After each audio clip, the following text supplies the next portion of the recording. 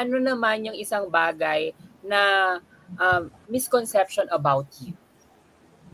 Misconception about me, siguro yung akala ng tao porket anak ni Piolo, naging madali ang lahat sa in terms of finances, in terms of joining show business, in terms of everything. I grew up very normal. I grew up in the States kung saan normal lang akong lumaki at wala yung limelight. Not until dito ako lumipat sa Philippines, doon lang talaga nag-iba yung buhay ko. So may follow-up question lang ako since na-mention mo na rin yan.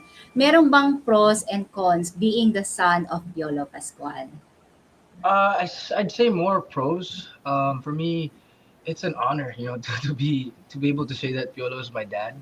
And masaya ako na, I get to do what I do because of who he is. Also, na nabigyan ako ng opportunity na makasali sa showbiz because of my dad.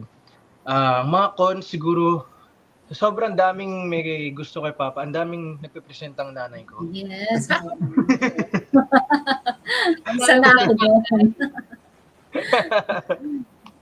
As in, sobrang dami. So, nakakatawa lang. Pero siya nakakatuwa yun. I enjoy it. Iba rin naman kasi talaga si Papa P. Pero at least, meron ng tatak inigo. Correct. Thank you.